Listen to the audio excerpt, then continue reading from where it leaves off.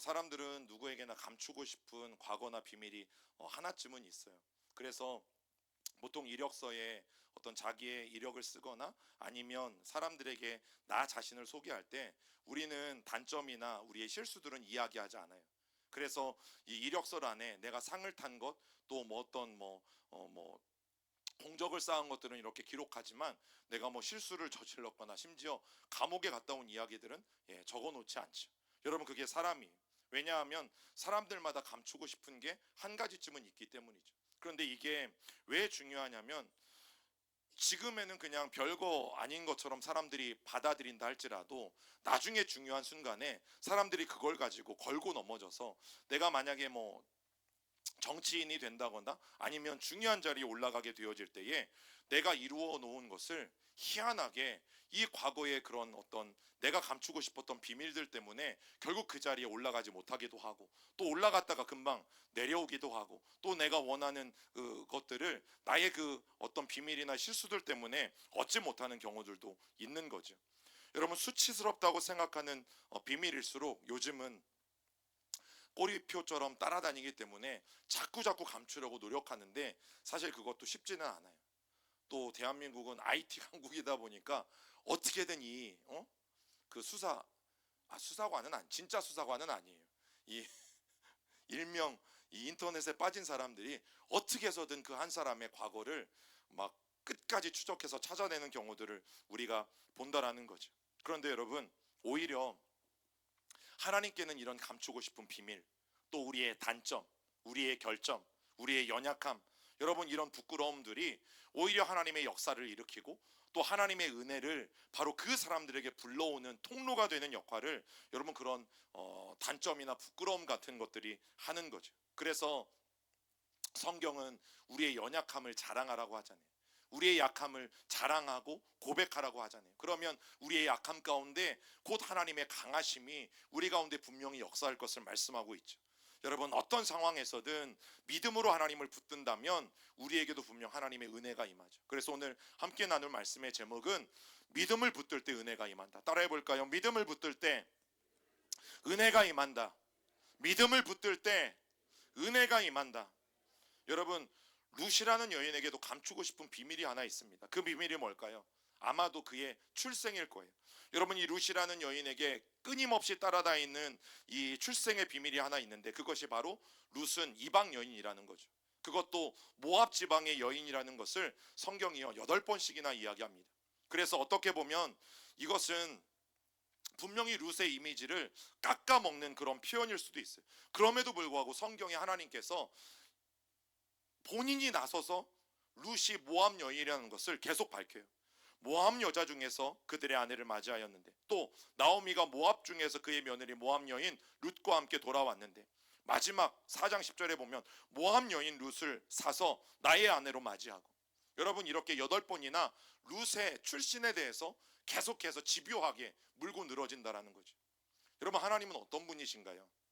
우리의 약점과 우리의 실수를 들춰내서 만방에 공개하고, 그래서 우리에게 창피를 주어서 더 이상 우리가 얼굴을 들고 다니지 못하게 하시는 분이 우리 하나님이신가요? 아니면 이런 실수나 결점까지도 하나님은 사용하셔서 모든 것이 합력하여 선을 이루어 가심으로 놀라운 하나님의 계획을 이루어 가시는 분인가요?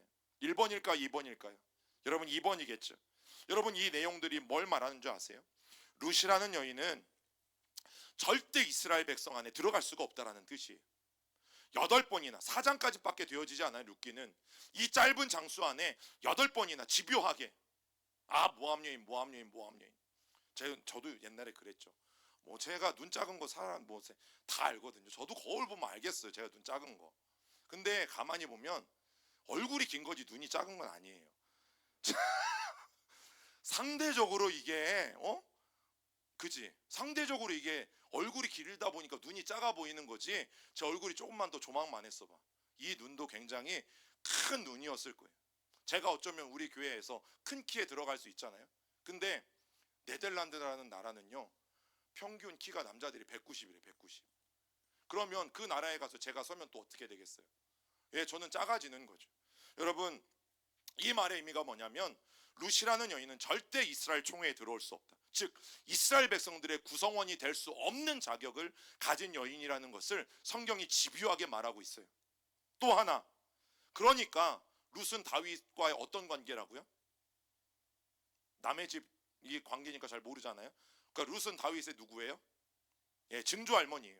그러니까 다윗의 증조 할머니가 될 수도 없다라는 뜻이에요.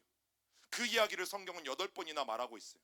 자, 그런데 어떻게 룻이라는 여인이 이스라엘 총회, 즉 이스라엘 백성들과 같이 한 가족이 되어지고, 또 한 가족이 되어지는 것도 감사한데 다윗의 증조 할머니까지 될 수 있었는가? 여러분, 성경이 오늘 밝혀주는 비밀이 첫 번째가 이거예요. 믿음을 붙드니까 그에게도 하나님의 은혜가 임한다. 하나님을 붙드니까 그런 여인에게도 하나님의 은혜가 임한다. 여러분, 그래서 사실 이 룻기라고 성경이 되어 있지만 룻기라고 하기보다는 다윗기라고 해도 과언이 아니에요. 여러분, 룻기는 누구를 말하고 있냐면 다윗이 이 땅에 어떻게 오는지를 말하고 있는 책이 룻기입니다.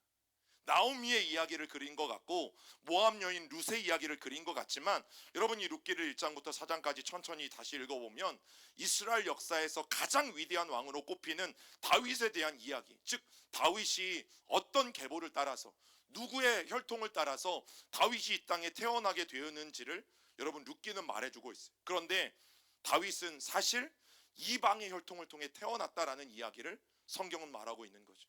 그 이방의 혈통이 누굽니까? 바로 룻이죠. 룻. 모압 여인 룻이라는 사람을 통해서 다윗이라는 이스라엘 백성들이 가장 존경하고 가장 귀하게 여기는 위대한 왕이 나왔다라는 것을 여러분 성경이 계속 강조해요. 그리고 더 놀라운 게 뭔지 아세요? 오히려 하나님은 그것을 드러내시죠. 룻이라는 여인이 모압 지방 사람이라는 것을 드러내세요. 절대 감추지 않아요. 여러분, 오히려 그 사실을 부끄럽게 여기지도 않고 하나님은 숨기지도 않고, 그래 다윗 이방 여인 룻 몸 가운데서 나왔어. 다윗의 할머니가 증조 할머니가 룻이야. 다윗의 고조 할머니는 여리고성의 성전 창녀였던 기생 라합이야. 여러분, 성경은 이것을 분명히 밝히죠.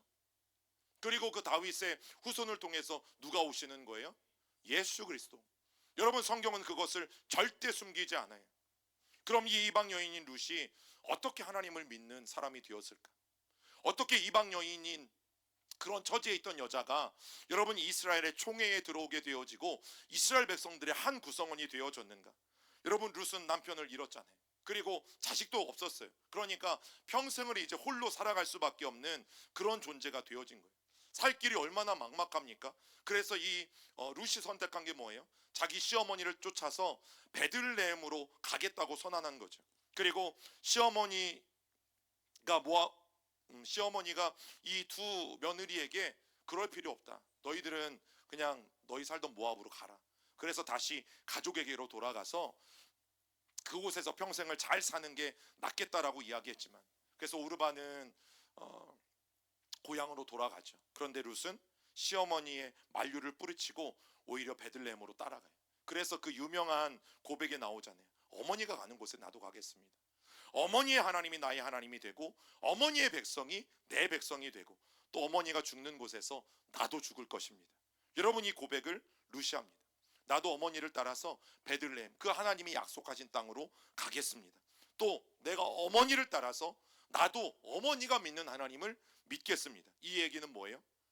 모압의 신이었던 몰록이라는 신을 나는 더 이상 섬기지 않겠습니다. 이제부터 나도 어머니가 섬기는 유일하신 여호와 하나님이라는 분을 이제 나도 믿겠습니다. 그리고 이제 나도 그분을 알아가겠습니다. 이제 나의 평생에 내가 오직 하나님만을, 여호와 하나님만을 하나님으로 섬기며 하나님의 백성이 되겠습니다. 여러분, 그렇게 고백하고 있는 거죠. 그리고 놀라운 게 뭐냐면요, 19절에 보면 이 여인 둘이 이제 고향으로 돌아오잖아요. 시어머니 나오미를 따라서 여러분 룻이라는 여인이 베들레헴에 돌아와요. 자, 그런데 딱 봐도 외국인인 걸 알 수 있어요, 없어요? 있죠. 그런데 여러분 19절에 보면요, 이 베들레헴 사람들이 이방 여인인 이 룻을 굉장히 따뜻하게 맞아줘요. 그 성경에 보면 어느 누구도 나오미 당신 거기까지 가서 이방 여인을 며느리로 들였네? 와, 어떻게 그럴 수 있어? 하나님께 저주를 받을 거야. 이런 이야기를 한 사람들이 단 한 사람도 없어요. 룻이라는 모압 여인을 며느리로 드린 것에 대해서 여러분 절대 비난하지 않았어요. 그래서 이어지는 내용을 보면 베들레헴의 유지였던 이제 이 룻이라는 여인과 결혼하는 보아스도 이 룻이라는 여인을 축복하죠. 또 과부가 된 이 모압 여인을 자기의 아내로 맞아들이는 일들이 여러분 성경에 기록되어져 있어요. 즉 베들레헴에 살아가는 어떤 사람들도 이 룻이라는 여인을 반대하지 않았어요. 이 룻이라는 여인을 출신 성분 때문에 무시하지도 않았고 여러분 그를 오히려 환영하고 그를 받아들여주고 또 오히려 결혼할 때는 진심으로 축복해주고 자기들과 같은 이 공동체의 일원으로 환영하고 받아들이는 모습을 여러분 우리가 룻기를 통해서 보게 되어진다라는 거죠. 그리고 심지어 모압 여인 룻이 아들을 낳았을 때 여러분 이 베들레헴 사람들이 굉장히 기뻐하면서 나오미에게 이렇게 축복합니다. 우리 룻기 4장 15절 읽어봅니다. 시작. 이는 내 생명의 회복자이며 내 노년의 봉양자라. 곧 너를 사랑하며 7 아들보다 귀한 내 며느리가 낳은 자로다 하니라. 그리고 이 이방 여인 룻을 여러분 모두가 칭찬했어요. 이때 룻이 결혼해서 보아스와 결혼해서 낳은 아이가 다윗의 할아버지가 되는 오벳, 그리고 오벳은 이새를 낳고 이새는 다윗을 낳고 여러분 룻이 살면서 가장 잘한 것이 뭔가를 꼽냐면 바로 시어머니 나오미를 성경은 뭐라고 표현해요? 붙쫓았더라. 여러분 시어머니 나오미를 아주 바짝 쫓아가고 있는 나오미의 모습을 보게 되어지는데요. 여러분 바로 여기에 나오미의 인생에 반전이 일어나죠. 나오미의 인생에 역전이 일어나고 나오미의 인생에 회복이 일어나죠. 여러분 세상에는 그런 사람이 있는 것 같아요. 포스트잇 같은 사람. 포스트잇 뭔지 아세요? 이렇게 종이 조그만 색종이처럼 돼 있어 가지고요. 얘는 이런 종이나 어떤 뭐 책이나 이런 벽에 잘 붙어요. 그리고 뗄 때도 잘 떼져요. 신기하죠? 그런 걸 누군가가 만들었어요. 제가 만들었어야 떼돈을 버는데 제가 만들기도 전에 누군가가 만들었어. 근데 이게 문제가 뭔지 아세요? 이게 몇 번 뗐다 붙였다 하면요 접착력이 없어져요. 그래서 결국에는 아무리 잘 붙여놔도 나중에는 떨어져요. 여러분 그런데 이런 식으로 하나님께 떨어졌다 붙였다 하는 사람들이 있어요. 좋으면 하나님께 붙어있다가 또 뭔가 마음에 안 맞으면 하나님께 떨어지고 이거를 인생을 살면서 수도 없이 반복하는 사람들이 있어요. 필요할 땐 기도하지만 필요하지 않으면 여러분 하나님을 찾지도 않아요. 내가 문제가 생기면 하나님 앞에 기도하지만 평안하고 배부르면 여러분 하나님께 기도하지도 않아요. 포스트잇 같은 사람들. 그런데 오늘 룻과 같은 사람은요 딱풀 같은 사람이에요. 딱풀 같은 사람. 딱풀은 어때요? 한번 붙여놓으면 여간에선 잘 안 떨어져요. 우표 같은 것도 딱풀에다 잘 붙여가지고 이렇게 편지봉투에 딱 붙여놓으면 여러분 그것을 온전히 떼기가 쉽지 않아요. 여러분 비유하자면 나오미의 둘째 며느리였던 이 오르바 같은 사람들은 포스트잇 같은 사람들이죠. 내가 필요할 땐 어머니한테 붙었다가 또 이제 남편도 죽고 모든 것이 다 필요 없고 유리하지 않게 되어지니까 다시 고향으로 돌아가는 사람. 그리고 내가 고향으로 돌아간다라는 것은 단순히 고향으로 돌아간다라는 게 아니라 우리가 믿는 모압의 신인 몰록을 우리가 섬기겠다라는 고백인 거죠. 여러분 그런데 룻은 딱풀 같은 사람이었어요. 끝까지 하나님을 섬기겠다라고 자기의 동족을 버리고 평생 모셔야 할 시어머니에 바짝 붙쫓았던 사람이 오늘 룻이라는 여인인 것을 우리가 발견하게 되어져요. 그런데 또 어떤 사람들은 흔들바위 같은 사람들도 있어요. 누가 건들면은 자꾸 뒤뚱거려요. 물론 그러다가 제자리로 돌아오긴 해요. 예. 그리고 또 어떤 사람들은 갈대 같은 사람이 있죠. 이런 사람들도 바람이 조금만 불기 시작하면 살랑살랑 그냥 이리 휘청 저리 휘청. 그러나 감사한 것은 그래도 끝까지 뿌리는 뽑히지 않는다는 그런 장점은 있어요.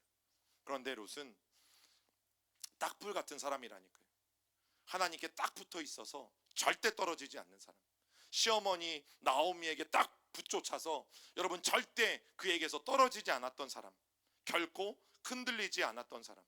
여러분 룻의 이 인생 역전을요 그냥 우리가 너무 쉽게 생각하면 안 돼요. 와 그냥 저가 하나님 잘 믿었더니 그냥 저렇게 이방 여인이 다윗의 증조 할머니가 됐네. 여러분 이렇게 생각할 수도 있어요. 자 그런데 룻이라는 여인이 신앙을 갖기로 결정했다라는 것은 여러분 그냥 단순한 이야기가 아니에요. 그 두 번째로 중요한 게 뭐냐면 결국에는 다시 시작하게 하시는 분은 하나님의 은혜라는 거죠. 우리가 무언가가 잘못되었어. 그래서 내가 인생이든 내 신앙이든 뭔가 새롭게 시작하고 싶어. 다시 시작하고 싶어. 여러분 새해가 됐다고 해서 절대, 또 새날이 됐다고 해서 절대 모든 게 다시 시작되어지진 않죠. 물론 시간상으로는 다시 시작될지 모르지만 결국에 우리의 인생을 새롭게 하실 분은 하나님이라는 것을 여러분 루시 우리에게 정확하게 보여줘요.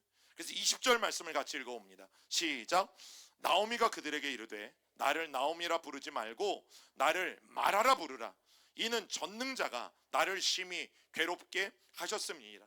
자, 그들이 모압에서 10년 만에 남편 죽고 두 아들 죽고 이제 나오미가 다시 고향으로 돌아왔을 때 사람들이 나오미 나오미야 하니까 기분이 몹시 나빴어요. 왜냐하면 나오미라는 이름 자체가 기쁨이라는 뜻이잖아요. 그런데 지금 나오미는 괴로워요. 하나님이 나를 괴롭게 하셨다. 하나님이 나를 징계하셨다. 하나님이 나를 징벌하셨다. 나오미의 마음은 온통 그 마음이었다라고 우리가 지난주에 나누었잖아요. 그래서 나오미가 뭐라고 해요? 나를 나오미라 부르지 마.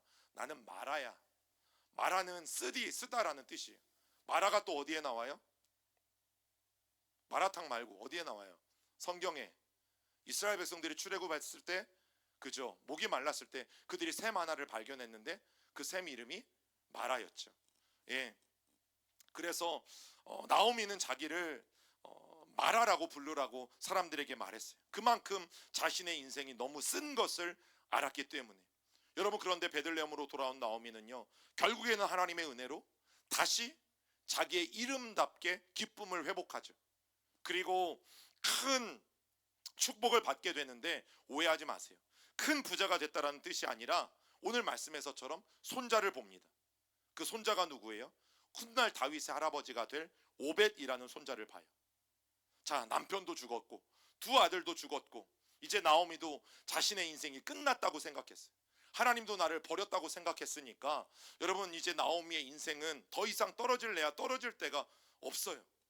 다시 일어서고 싶지만 일어설 수 있는 힘도 없어요. 회복하고 싶지만 회복할 수 있는 방법도 몰라요. 그런데 하나님께서 이 나오미의 인생을 역전시켜 주시는 은혜가 일어나게 되어지고 다시 일어나게 하시는데 바로 손자를 보게 하심으로 이 가정을 회복시켜 주시고 나오미의 이름인 기쁨답게 그 가정에 기쁨이 넘쳐 흐르도록 역사하시죠. 그래서 시편 30편 11절이 이렇게 말합니다. 시작. 주께서 나의 슬픔이 변하여 내게 춤이 되게 하시며 나의 베옷을 벗기고 기쁨으로 띄우셨나이다. 여러분, 우리가 꼭 기억해야 될 게 이거예요. 하나님은 지금 나의 슬픔을요, 그냥 슬픔이 되게 우리를 내버려 두지 않으세요. 지금 나의 무너짐, 지금 나의 이 어려운 처지, 지금 나의 말 못할 이 두려움과 이 불투명함들, 여러분, 하나님은 우리를 그냥 내버려 두지 않으신다. 이 슬픔을 반드시 변하여서 우리로 하여금 춤추게 만드시는 분이 하나님이신 것이고, 우리가 슬픔 가운데 입고 있었던 이 베옷을 벗기셔서 기쁨으로 다시금 하나님 앞에 노래할 수 있도록 여러분, 지금도 우리가 기도할 때 준비하고 계신 분이 하나님이시라는 거죠. 여러분, 그 하나님은 오늘 이 밤에 우리가 분명히 마음에 다시 한번 고백하는 밤이 되기를 간절히 소망합니다. 내가 기대하던 것들이 완전히 무너져 내릴 때가 있죠. 또 마지막 신라 같은 그 희망인데 여러분, 그 희망마저도 다 사라져 버릴 때가 분명히 있습니다. 내가 다시 일어나고 싶지만 여러분, 다시 일어날 가능성이 전혀 없을 때가 있고, 또 사방을 둘러봐도 그 어느 곳에 나의 손을 잡을 수 있는 그 어떠한 사람도 보이지 않는 경우도 우리는 너무나 많이 경험해요. 그래서 많은 사람들이 나는 이제 끝났다라고 생각하잖아요. 그리고 내 인생은 이렇게 무너지고 만다라고 생각하잖아요. 여러분, 나오미가 그랬어요. 그리고 룻도 그랬어요. 이 두 여자가 뭘 알 수 있겠어요? 아무리 고향으로 돌아왔어도 베들레헴 사람들이 배척하거나 이방 여인 며느리를 데리고 온 것을 좋지 않게 여겼다면 그들이 온 것을 환영하지 않았을 텐데, 여러분, 그런데 하나님이 그들에게 한 사람을 붙여주셨어요. 그 한 사람 때문에 그들의 삶이 바뀌기 시작했고 인생 역전이 일어나기 시작했죠. 그 사람이 누굽니까? 보아스예요. 보아스. 여러분, 우리에게 중요한 게 뭐냐면 내가 하나님이 보내신 그 한 사람이 되시는 거예요. 우리가 교회 안에서, 공동체 안에서 내가 다른 성도들에게 보아스와 같은 존재가 되어 주셔야 돼요. 우리가 서로가 서로에게 하나님이 붙여주신 사람이 되셔야 돼요. 그래서 나 때문에 한 사람이 살아나는 역사가 여러분 공동체 안에는 반드시 일어나야 돼요.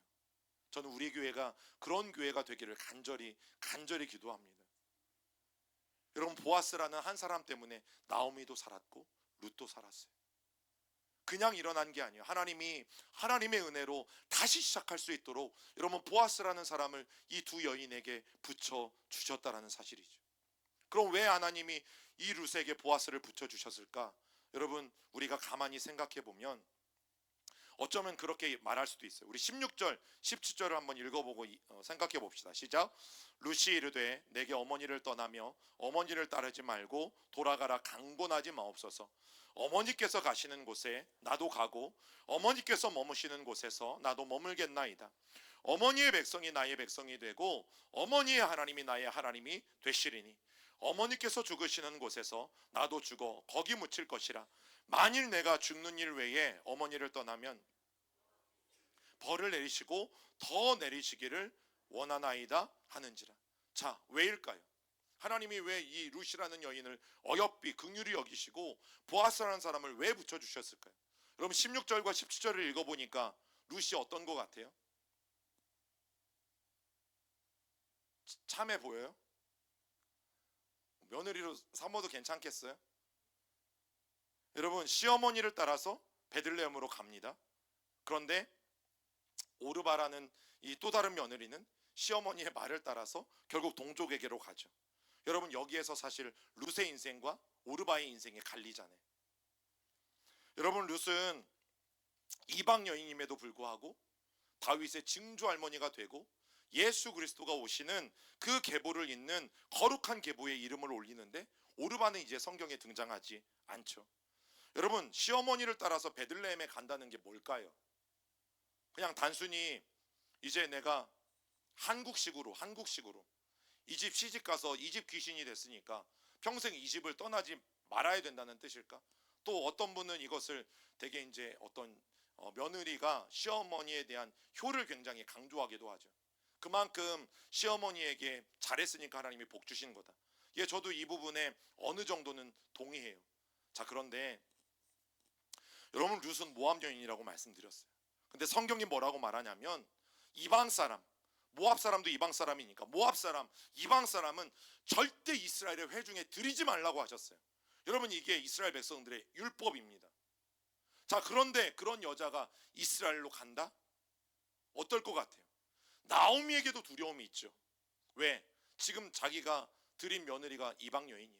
그런데 이 며느리를 데리고 가면 동네 사람들이 사실은 100% 할 것 같아요? 다시 내쫓을 가능성이 더 높은 거죠. 또 룻도 마찬가지예요.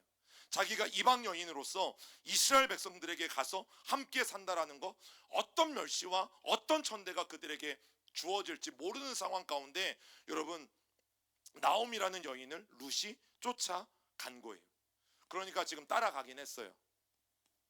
그러나 어떤 일이 벌어질지 아무도 모르는 상황 가운데서 따라간 거죠. 남편도 없어요. 시아버지도 없어요. 그리고 이제 자식도 없으니까 자기 혼자 시어머니를 모시고 살아야 돼요. 여러분, 이 두 여인을 누가 반기겠어요? 그러면 룻이라는 여인이 베들레헴으로 가기로 결정하고 따라간 것은요, 이 모든 것을 각오한 거예요. 모든 것. 나 멸시당해도 좋다. 나 이방 여인이라고 사람들이 인정해주지 않아도 좋다. 그러나 나는 시어머니, 더 중요한 건 뭐냐면 시어머니가 믿는 그 하나님을 이제부터 나는 내 하나님으로 섬길 것이다. 여러분, 이 고백 때문에 간 거예요. 이 모든 것을 다 각오하고. 여러분, 룻이라는 여인이 대충 결심한 게 아니에요. 아주 하나님께 딱 붙어 있기로 이 여인이 결심을 한 거죠. 그래서 어떤 멸시와 어떤 천대가 나에게 주어져도 나는 시어머니를 붙잡는다는 것은 이제부터 나는 하나님께 아주 딱풀같이 딱 붙어 있어서 절대 떨어지지 않을 결심을 하고 여러분 그는 베들레헴으로 따라간 거예요. 그 결과가 뭐예요? 그 베들레헴에서 가장 유력한 자인 보아스를 그래서 만나게 되고, 또 만나게 되는 게 중요한 게 아니잖아요. 보아스도 이 여인을 마음에 들어 해야죠. 그런데 감사하게 보아스의 눈에 들게 되어지고 마침내 보아스와 결혼을 하게 되어지고, 그리고 다윗의 할아버지인 오벳을 낳게 되어지고, 여러분 꿈도 꾸지 못했던 일들이 이 룻이라는 여인에게 지금 벌어지고 있는 거예요. 자기가 상상했던 것과 정반대의 일들이 여러분 룻이라는 여인에게 벌어지고 있는 거죠. 우리 시온의 성도 여러분, 하나님께 딱 붙어 있을 때 여러분 이런 일들이 반드시 일어난다고 저는 믿습니다. 내가 불가능하다고 생각했던 것들이 있잖아요. 그게 되겠어? 그게 되겠어? 그거는 아무리 생각해도, 아무리 계산기를 두드려 봐도 그 답은 안 나와. 그게 되겠어? 그게 가능하겠어? 여러분 그런데 룻이라는 여인을 보세요. 가능하잖아요. 가능하잖아요. 불가능한 일들이. 여러분 룻이 이 여인을 선택하지, 이 선택을 하지 않았다면 오르바처럼 됐을 거. 오르바처럼 그저 다시 자기 고향으로 돌아가서 자기들이 섬기는 이방신들을 섬기면서 그냥 그렇게 살아가게 되었을 거죠. 여러분 인생 역전은 절대 일어나지 않았을 거예요. 근데 룻을 보세요. 자기 동족이 아닌, 여러분 이건 단순히 시어머니를 선택한 게 아니에요. 시어머니가 믿는 하나님을 선택한 거예요. 여러분 룻은 하나님을 믿기로 선택한 것이고, 내가 하나님의 백성, 나도 하나님의 자녀가 되겠다라는 굳은 결단을 가지고 시어머니를 따라서 베들레헴으로 간 거예요. 그리고 하나님은 이 룻이라는 여인을 긍휼히 여겨주시고 그에게 축복하시기 시작한 것이죠. 여러분 물론 시어머니를 사랑해서일 수도 있어요. 또 시어머니에게 효도하기 위해서, 자기가 며느리로 끝까지 시어머니를 책임져 주고 또 자기를 희생하기 위해서일 수도 있어요. 그런데 더 중요한 이유가 다른 곳에 있어요. 이제 어머님이 섬기는 하나님을 나도 섬기고 싶습니다. 이거예요, 이거. 시어머니에게 초점이 있는 게 아니라 우리 시어머니가 믿고 있는 그 하나님, 그 하나님을 이제 내가 지금까지 섬겨왔던 몰록신들을 버리고 나도 우리 시어머니처럼 그 하나님을 내가 섬기고 싶습니다. 내가 이방 여인이고 버림받은 자 같이 되어져 있지만 그런 나의 인생에도 내가 하나님의 백성이 되어서 나도 하나님의 백성으로서 이제부터는 살겠습니다. 이 놀라운 결단을요 하나님은 분명히 받으시고 그 하나님으로부터 오는 축복을 나는 누리고 싶습니다. 이 고백을 룻이라는 여인을 통해서 하나님이 받은 거죠. 여러분 하나님을 섬기고요, 하나님을 올바로 믿기 위해서 룻이라는 여인은 이 시어머니를 따라 베들레헴으로 갔던 거예요. 그리고 하나님은 그런 룻의 선택에 감동받으셔서 그녀를 축복해 주시는 거죠. 여러분 우리에게 중요한 것이 뭔지 아세요? 옳은 선택을 하는 겁니다. 옳은 선택.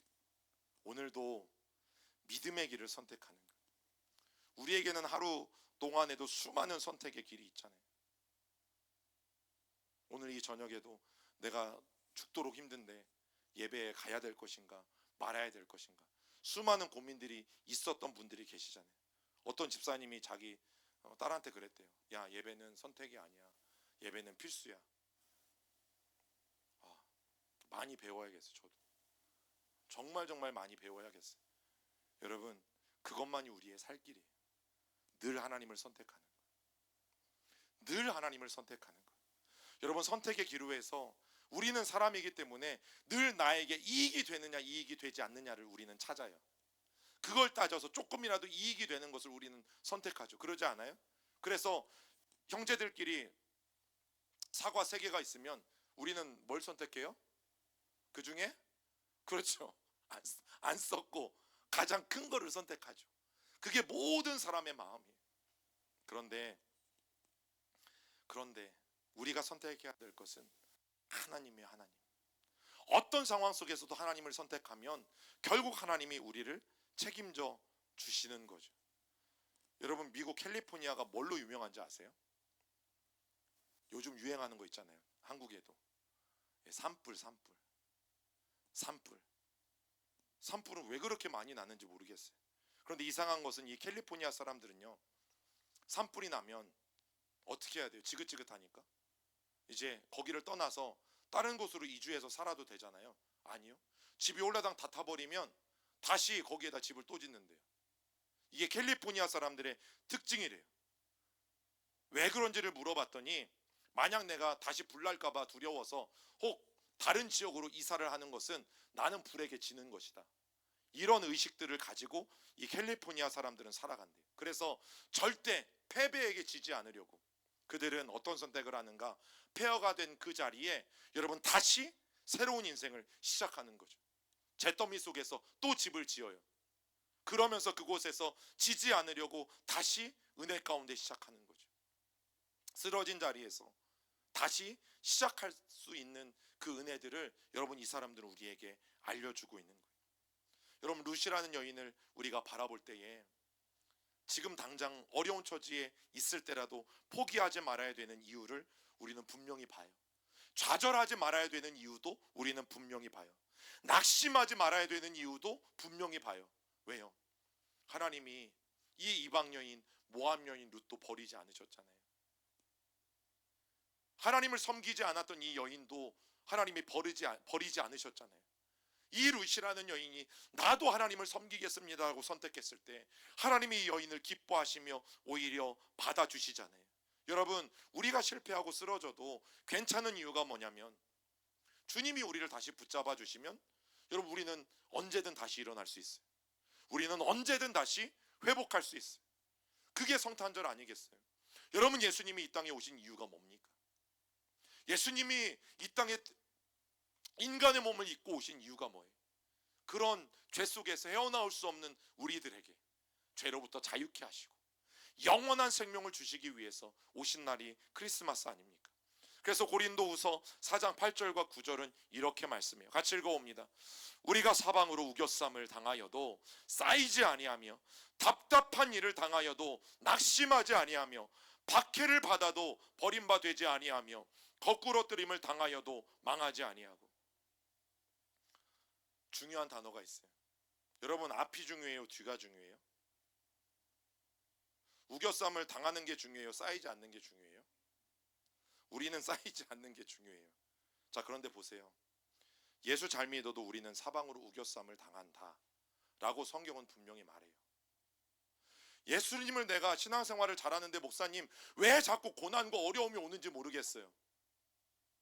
성경을 안 읽어서 모르시는 거예요. 보세요. 우리가 사방으로 우겨쌈을 당한다 안 당한다? 당한다. 답답한 일을 당한다 안 당한다? 당한다. 박해를 당한다 안 당한다? 받는다. 거꾸로뜨림을 당한다 안 당한다? 당한다. 여러분 너무너무 죄송하고 이게 목회자가 사실 하기 싫은 얘기예요. 하나님이 축복할 것입니다. 잘 될 것입니다. 아무 일도 없을 것입니다. 무조건 좋게 될 것입니다. 이렇게 말하고 싶지만 성경은 그렇게 말하지 않으니까. 예수 잘 믿는 사람이 오히려 사방으로 우겨쌈을 당한다. 답답한 일도 당한다. 박해도 받는다. 거꾸로뜨림도 당한다. 이게 성경의 진리죠. 이게 성경의 진리예요. 자 그런데 그 뒤에 뭐라고 말해요? 그렇게 우겨쌈을 당해도 아주 피해 나갈 구멍 없이 완전히 쌓이지 않는다. 답답한 일을 만나도 결코 그 사람은 낙심되어지지 않는다. 박해를 받지만 그는 버림받은 고아와 같이 그렇게 홀로 있지 않게 된다. 거꾸로뜨림을 당해도 그의 인생은 망하지 않는다. 왜요? 룻과 같이 하나님이 그의 인생을 붙잡아 주시니까. 그 이방 여인도 그 모압 여인도 하나님이 그를 세우셔서 놀라운 하나님의 역사 가운데로 이끌어 가시잖아요. 그래서 하나님의 백성은 낙심하지 않는다. 하나님의 백성은 우겨쌈을 당하지 않는다. 하나님의 백성은 버림받지 않는다. 하나님의 자녀는 결코 망하지 않는다. 여러분 이게 오늘 성경이 우리에게 주시는 분명한 진리예요. 왜냐하면 하나님이 여러분들을 내버려 두시지 않기 때문에, 하나님이 여러분들을 사랑하셔서 내버려 두시지 않기 때문에. 그래서 중요한 것은 오늘도 우리가 무엇을 붙들 때? 믿음을 붙들 때. 그 믿음을 붙들 때 여러분 은혜가 여러분들의 삶에 풍성히 임하게 될 것이에요. 이 크리스마스를 준비하는 이 대강절 기간을 우리가 보내면서 여러분 주님의 오심을 다시 한번 마음 깊이 생각하면 여러분 그 은혜가 진짜 우리의 은혜가 될 줄 믿습니다. 우리 같이 찬양하고 기도하겠습니다.